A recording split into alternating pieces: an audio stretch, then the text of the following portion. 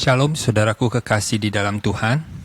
Kita mengucap syukur kita bisa bersama-sama kembali bersaat teduh di hadapan Tuhan merenungkan firman Tuhan. Di mana pada saat teduh hari ini saya mengangkat satu tema, dimanapun atau kapanpun mujizat dapat terjadi. Jadi dimanapun kita berada, kapanpun itu waktunya, mujizat dapat terjadi. Mari sebelumnya kita bersama-sama berdoa terlebih dahulu. Tuhan tolong kami agar kami benar-benar bisa mengerti kehendak-Mu, agar Tuhan mujizat yang Kau nyatakan di tengah-tengah kehidupan kami, sungguh Tuhan membantu kami bertambah mengenal Engkau, bertambah menguatkan iman kami semakin sempurna, ingin hidup seturut dengan kehendak-Mu.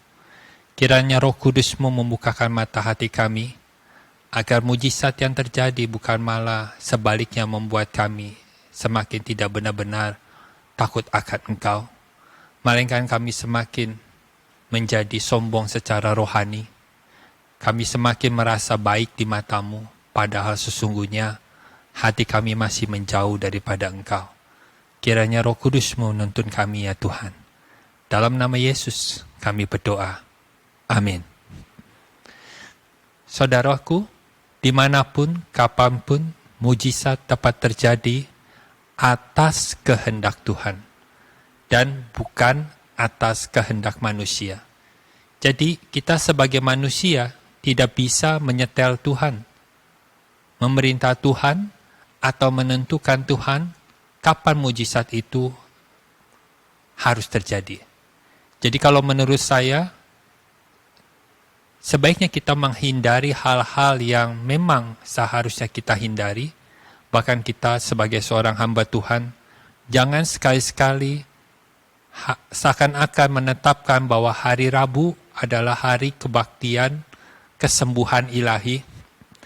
Dan kita tetapkan setiap hari Rabu, misalkan itu mungkin hari Rabu atau hari Kamis atau hari Sabtu, sebagai kebaktian kesembuhan ilahi.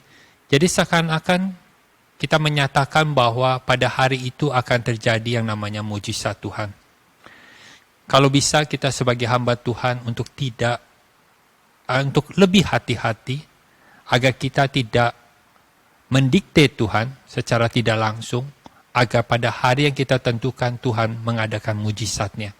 Ingat, dimanapun, kapanpun, memang mujizat dapat terjadi, tapi atas kehendak Tuhan, bukan atas kehendak manusia. Karena mujizat adalah karya Tuhan, bukan karya seorang manusia atau pendeta sekalipun. Sekalipun kita memang mungkin dipakai Tuhan, mempunyai karunia untuk mengadakan mujizat, tapi janganlah kita membiarkan jemaat jatuh di dalam yang namanya penyembahan berhala, yaitu menjadikan pendeta sebagai suatu berhala. Artinya, di mana pendeta itu berada, seakan-akan kita merasa kita harus datang ke pendeta yang memang kata orang mempunyai karunia mengadakan mujizat. Ingat saudara, dimanapun, kapanpun, mujizat dapat terjadi atas kehendak Tuhan. Jika kita memang berdoa dengan iman dan ketulusan sesuai kehendak Tuhan, maka dimanapun, kapanpun, mujizat itu dapat terjadi. Di ruangan kamar saudara, mujizat pun dapat terjadi. Saat saudara datang di hadapan Tuhan dengan hati yang hancur, dan Tuhan yang melihat ketulusan hati kita, Tuhan yang mengenal kita lebih daripada kita mengenal diri kita sendiri, maka Dia akan mendengar doa kita. Karena mujizat adalah karya Tuhan, bukan karya seorang manusia. Lalu, apa arti tujuan sebuah mujizat itu terjadi? Ini yang menjadi pertanyaan dan menjadi suatu misteri. Tapi dapat kita pahami kalau kita benar-benar pelan-pelan dengan serius mencari kehendak Tuhan. Jika mujizat adalah terjadi atas kehendak Tuhan, maka sudah pasti erat tujuannya dengan hidup kerohanian kita. Ingat saudara, kita dengan Tuhan, fokus utamanya, poin pentingnya, tujuan utamanya untuk kerohanian kita, bukan badani kita. Di mana Yesus berkata, carilah dahulu kerajaan Allah dan kebenarannya. maka semuanya ini ditambahkan kepadamu. Bukan seakan-akan mari kita cari kerajaan Allah dan kebenarannya. Mari sebelum mujizat terjadi, kita sama-sama memuji Tuhan terlebih dahulu. Mari kita mengagungkan Tuhan, maka nanti setelah Tuhan senang, Dia akan menunjukkan kuasanya di tengah-tengah kita. Bukan itu, saudara. Saat Tuhan berkata, carilah dahulu kerajaan Allah dan kebenarannya. Itu menunjukkan kita dengan Tuhan, hubungan kita semata-mata difokuskan yang paling penting untuk kehidupan rohani kita. Mujizat terjadi bukan semata-mata adalah balasan dari Tuhan atas kesungguhan hati kita yang percaya dan mengasihi Tuhan. Memang betul, mujizat akan terjadi juga terhadap anak-anak Tuhan yang benar-benar mengasihi Dia. Tuhan tidak akan pernah meninggalkan anak-anaknya. Tuhan juga akan selalu menjaga. Tuhan akan selalu menyatakan kuasanya kepada anak-anaknya. Tapi kita jangan lupa, di mana di saat gereja mula-mula, pada saat itu orang Kristen sungguh-sungguh mengikut Tuhan. Mereka memproklamirkan iman mereka dengan satu tantangan bahwa nyawa mereka akan hilang. Mereka akan kehilangan keluarga, kehilangan nyawa dan kehilangan harta benda oleh karena mereka menyatakan iman mereka bahwa mereka adalah pengikut Kristus. Mereka mengalami aniaya yang sangat dahsyat. Kita bisa melihat di tengah-tengah penganiayaan tersebut, seakan-akan Tuhan tidak pernah mengulurkan tangannya membalas mereka. Tuhan tidak pernah seakan-akan mengulurkan tangannya untuk menolong mereka. Kita melihat seakan-akan Tuhan berdiam diri. Apakah ini berarti memang mujizat terjadi hanya karena balasan Tuhan atas kesungguhan hati kita yang percaya dan mengasihi Tuhan? Pada saat itu, mereka begitu mengasihi Tuhan, tapi seakan-akan di satu sisi kita melihat Tuhan tidak membalas kebaikan mereka. Tapi kita jangan lupa, Tuhan membalas iman mereka, kasih mereka di kemudian hari di kerajaan Allah.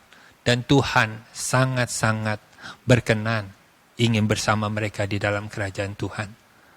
Saudara, mujizat terjadi bukan karena semata-mata balasan Tuhan atas kesungguhan hati kita yang percaya dan mengasihi Dia. Bangsa Israel di Perjanjian Lama paling banyak alami mujizat Tuhan. Tetapi, apakah pada waktu itu mereka mengasihi Tuhan dengan sungguh-sungguh? Yang kita tahu dari perjalanan bangsa Israel keluar dari Mesir, kemudian setelah mereka hidup di tanah Kanaan, kemudian setelah di zamannya Nabi Samuel mereka menginginkan seorang raja, dan setelah itu, berapa kali mereka mengalami mujizat-mujizat Tuhan. Tapi Rasul Paulus di dalam 1 Korintus 10 ayat 1-11, kehidupan bangsa Israel adalah contoh buat kita. Sebagai contoh kehidupan rohani bahwa di mana Tuhan tidak berkenan kepada sebagian besar mereka. Janganlah kita menginginkan hal-hal yang jahat di hati mereka. Jadi saudara, bangsa Israel yang sebaliknya mengalami banyak mujizat Tuhan. Tapi kita lihat kehidupan mereka adalah suatu sebagai umat pilihan Tuhan, tapi umat yang tidak benar-benar takut akan Tuhan. Bahkan yang memberontak berkali-kali. Jadi apakah mujizat itu? Mujizat bukanlah balasan Tuhan atas kebaikan kita. Bukan karena kita baik maka Tuhan melakukan mujizat. Akan tetapi mujizat adalah kemurahan dari Tuhan. Kemurahan dari Tuhan dari apa? Satu, agar kita bertobat. Kemurahan Tuhan tujuannya agar kita bertobat. Kemurahan Tuhan dapat merupakan suatu mujizat terjadi di tengah-tengah hidup kita. Memang betul, Tuhan ingin benar-benar menyelamatkan kita. Seakan-akan di satu sisi Tuhan tidak melihat ketidaktulusan kita, ketidaksungguhan kita. Tetapi bukan berarti Tuhan tidak memperhitungkannya. Tapi Tuhan memperhitungkannya nanti di kemudian hari. Tetapi di masa sekarang ini adalah masa kemurahan Tuhan. Tuhan memberikan kita kesempatan berulang kali sama seperti Tuhan memberikan kesempatan bangsa Israel. Di dalam kesempatan-kesempatan itu, Tuhan menyatakan kemurahannya, termasuk diantaranya adalah mujizat, pertolongan, dan sebagainya. Tapi sekali lagi, janganlah kita salah kaprah. Seakan-akan kita merasa, saya tadi sudah berdoa, dan akhirnya mujizat terjadi.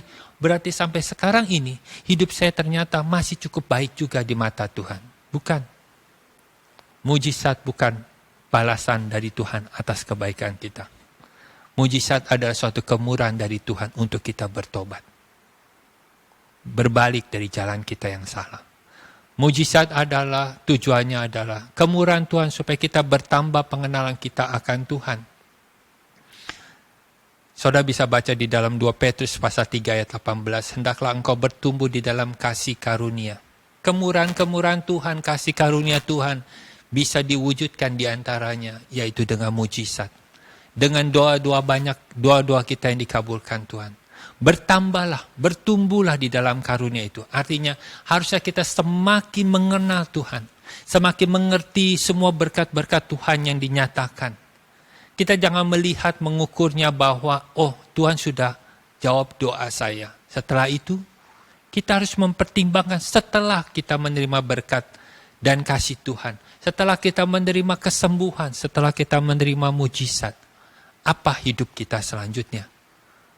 Kita harusnya menjadikan mujizat, berkat Tuhan, kesembuhan, pertolongan Tuhan adalah batu loncatan yang Tuhan berikan kepada kita agar kita bisa lebih dalam lagi mengenal Dia. Jadi 2 Petrus 3 ayat 18 bertumbuh di dalam kasih karunia dan pengenalan kita akan Tuhan agar iman kita semakin sempurna. Iman kita sempurna, maka kasih kita pun akan sempurna.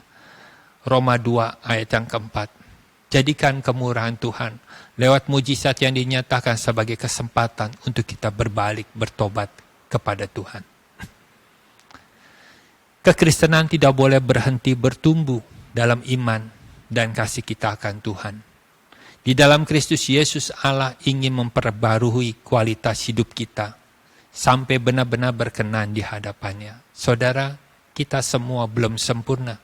Sekalipun saya seorang pendeta, masih banyak kekurangan, masih banyak proses yang harus dilalui supaya kita menjadi sempurna, berkenan di hadapan Dia. Janganlah gampang mengucapkan kata puji Tuhan. Jika kita belum benar-benar mau bertekad memuliakan Tuhan dalam perkataan dan tingkah laku kita sehari-hari. Dalam obrolan kita dengan teman, di grup-grup WA ataupun apa saja.